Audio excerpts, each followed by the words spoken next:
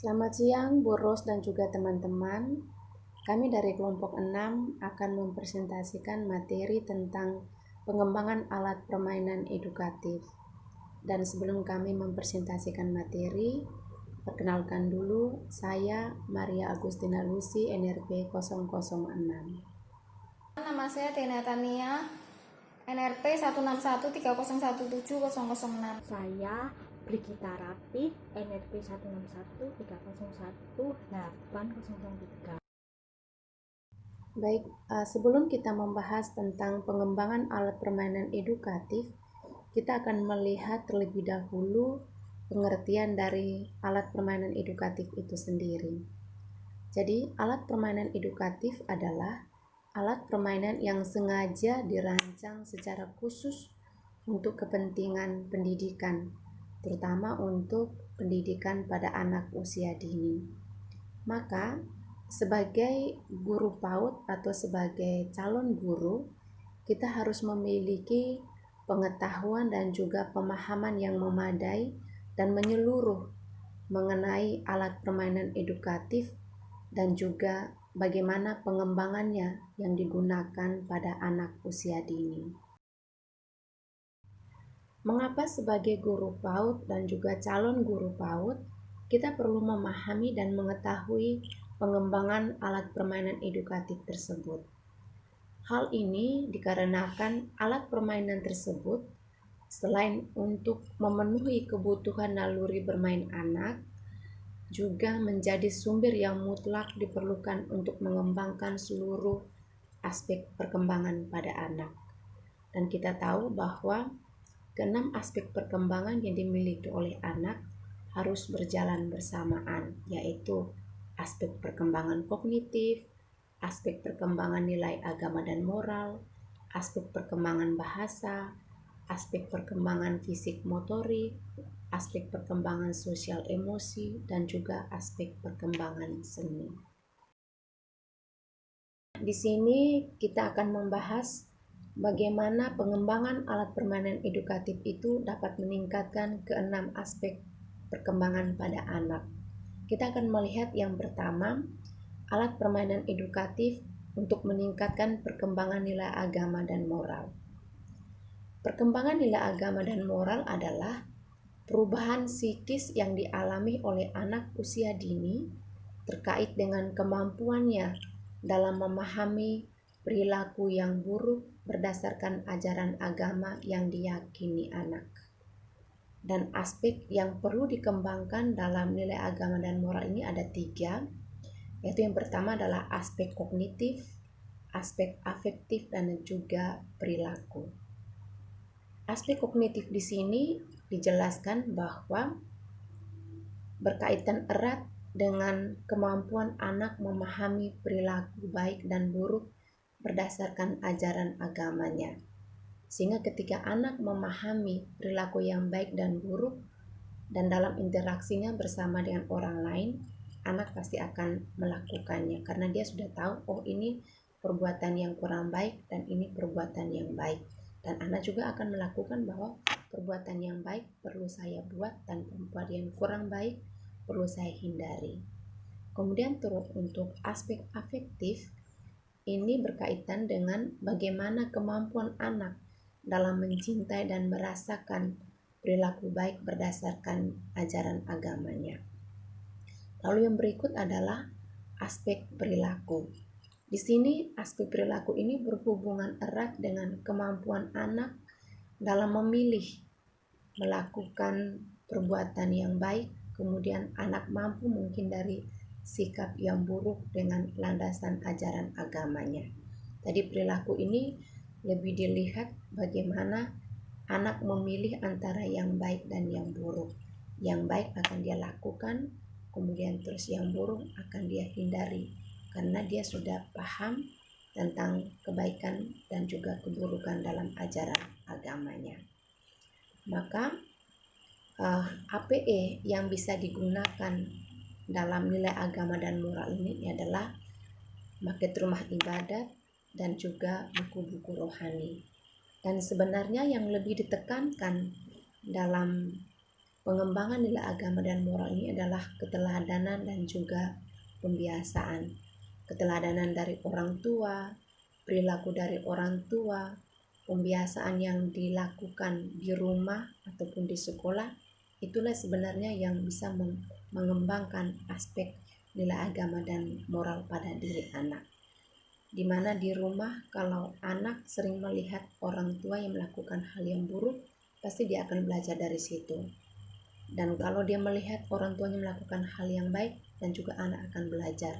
Maka penting bagi orang tua ataupun guru di sekolah untuk lebih menekankan nilai-nilai positif pada anak, keteladanan yang baik pada anak, sehingga anak bisa meneladani atau mengikuti hal-hal yang positif di dalam perjalanan hidupnya atau di dalam keseharian anak tersebut.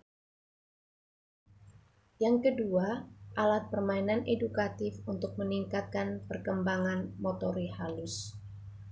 Perkembangan motorik halus adalah gerakan terbatas dari bagian-bagian yang meliputi otot kecil, terutama gerakan di bagian jari-jari tangan. Contohnya, misalnya anak bisa menulis, bisa menggambar, dan bisa memegang sesuatu. Maka semakin baik gerakan motorik halus pada anak akan membuat anak dapat berkreasi seperti menggunting kertas, menggambar, dan juga mewarnai. Maka APE yang bisa digunakan pada pengembangan motorik halus pada anak adalah puzzle besar. Maka lewat puzzle besar ini, anak bisa melatih kelenturan jari-jari pada tangannya. Baik, saya akan memaparkan materi hari ini adalah APE meningkatkan perkembangan motorik kasar.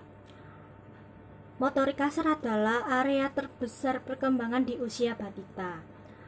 Lalu diawali dengan kemampuan berjalan, berlari, melompat, kemudian melempar. Dan APE yang banyak mengembangkan aspek motorik kasar adalah engklek. Saya lanjut untuk APE untuk meningkatkan perkembangan bahasa.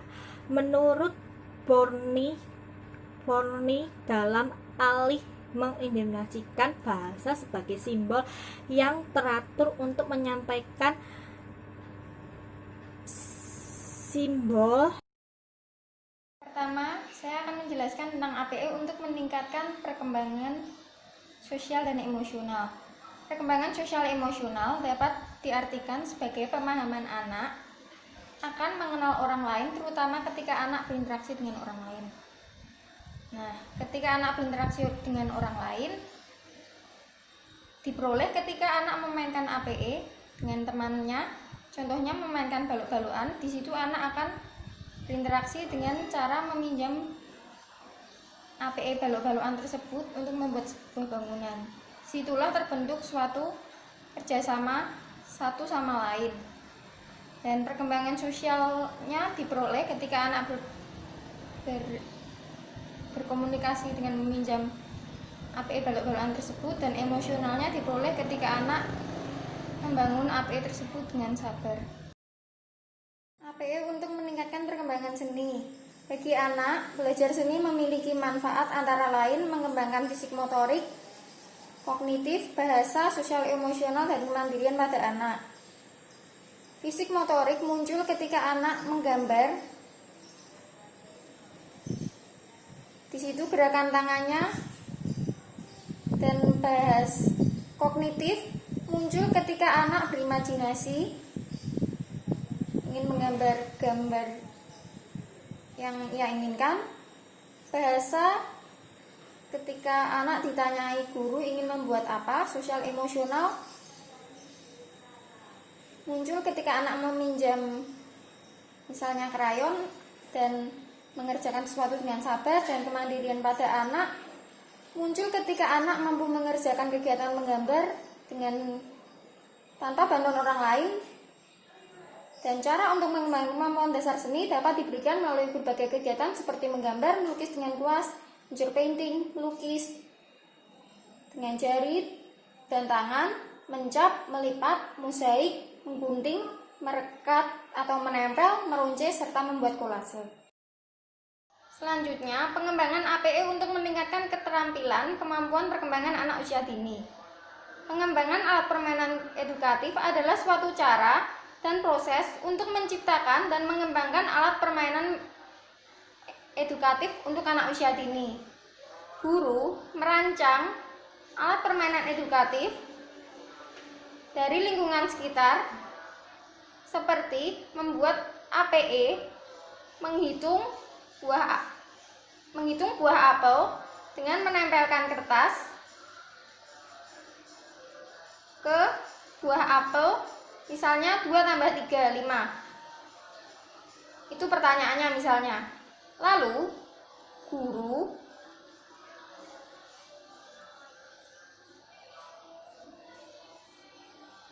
menyuruh anak untuk menempelkan 5 potongan kertas tersebut ke buah apel yang sudah disediakan.